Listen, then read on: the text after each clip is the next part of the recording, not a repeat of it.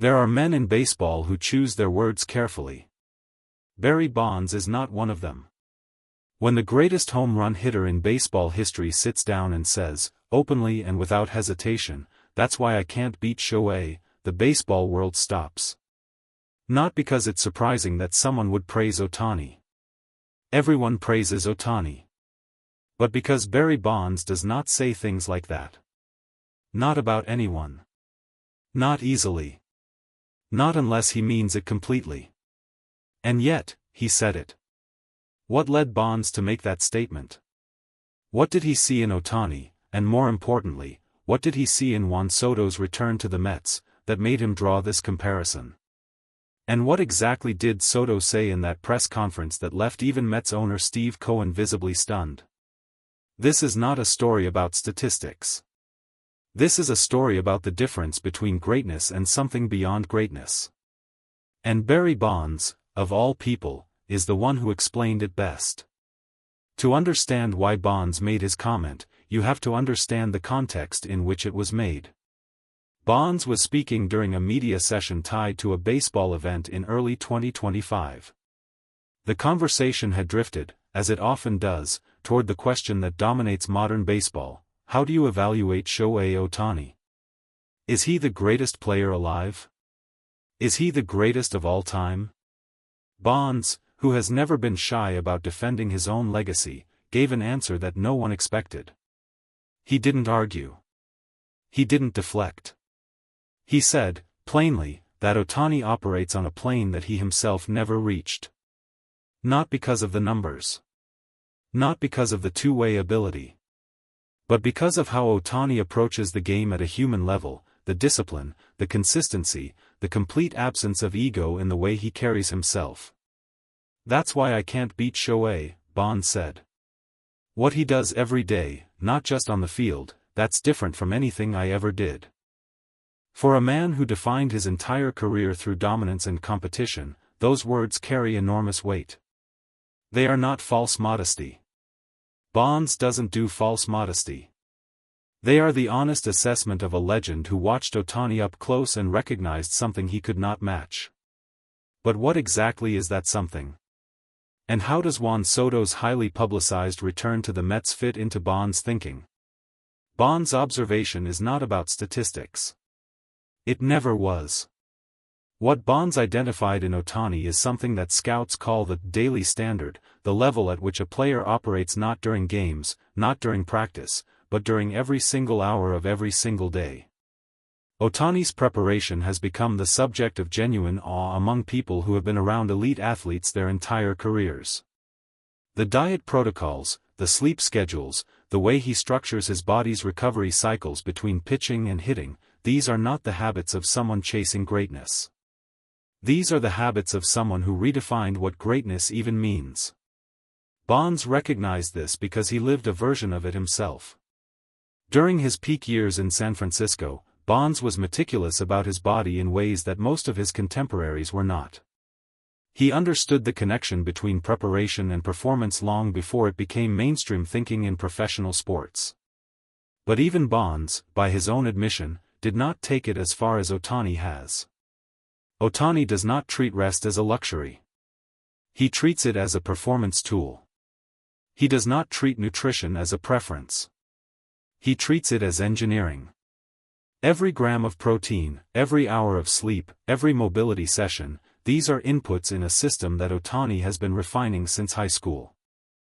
People who have spent time around Ohtani in professional settings describe a player who is almost impossible to distract. Not cold, he is known for his warmth with teammates and his genuine humor in the clubhouse. But focused in a way that creates a kind of invisible boundary between who he is as a person and what pulls other athletes away from their best. Bonds saw that boundary. And he respected it in the way only someone who understands the cost of maintaining it truly can.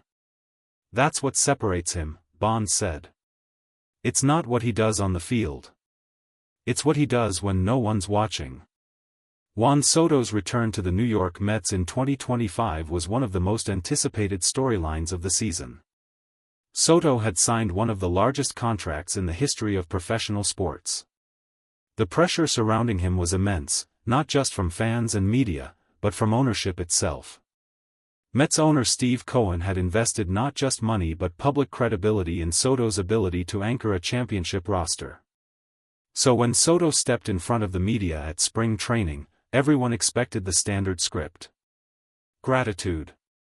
Excitement. Talk of winning. Talk of the city, the team, the legacy. What they got was something entirely different. Soto spoke about expectations, but not the way players usually do. Instead of dismissing them or embracing them as motivation, he said something that left the room quiet for a moment longer than usual. He said that he had spent the off-season not thinking about the contract, not thinking about the pressure, but thinking about what kind of player he wanted to become over the next decade. And he named Ohtani. Not as a comparison. Not as a target to surpass. But as a standard of daily conduct. Soto said, and this is the part that reportedly stunned Steve Cohen, who was seated nearby, that he had started studying Ohtani's preparation routines not to imitate his two-way ability, but to understand the mindset behind how Ohtani structures his life around performance. He said he had made changes to his diet, his sleep, and his morning preparation before the season even began. Not because anyone told him to. Because he decided that the contract deserved a version of himself that he had not yet fully become. Cohen, by multiple accounts, had not heard this from Soto before. It was not a prepared answer. It was not a talking point. It was a player, under enormous public scrutiny, choosing to speak with total honesty about his own limitations and his own ambitions in the same breath. The room understood what they were hearing. A player of Soto's caliber admitting that there is a version of himself he has not yet reached, and naming Ohtani as the reference point for that version, is not a common thing. It was an act of genuine humility from someone who had every reason to project only confidence. Here is where Bond's comment takes on its full meaning. When Bond said, "That's why I can't beat Shohei," he was not making a purely personal statement. He was making an observation about the entire structure of elite baseball, past, present, and future. What Bonds understands, from his own experience at the absolute summit of the sport, is that the gap between good and great is always about talent. But the gap between great and historically transcendent is almost never about talent. It is about the choices a player makes when no one is watching. The meal they choose when they're tired and just want something easy. The extra session they do when their body is telling them to rest. The way they treat the young players in the clubhouse who will not help them win a single game. Bonds made many of those choices correctly throughout his career. He also made some of them incorrectly.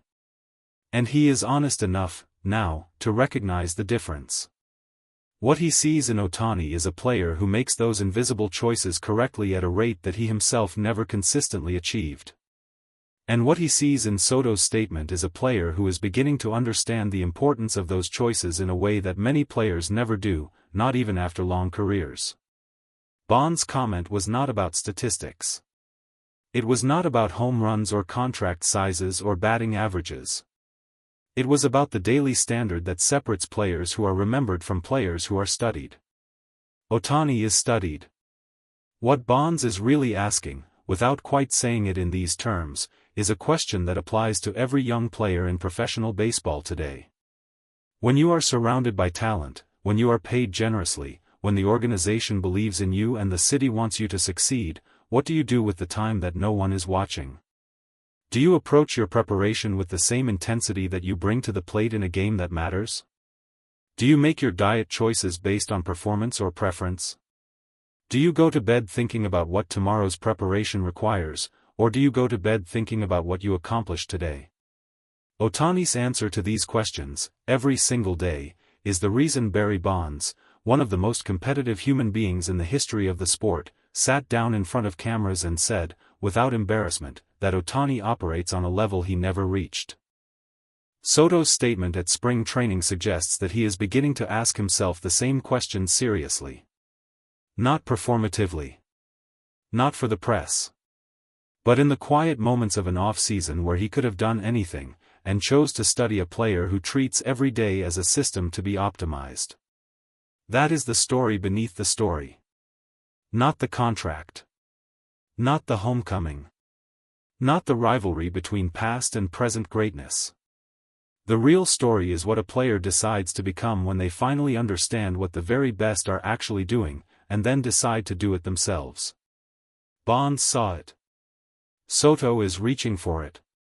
And Ohtani, as always, is simply living it.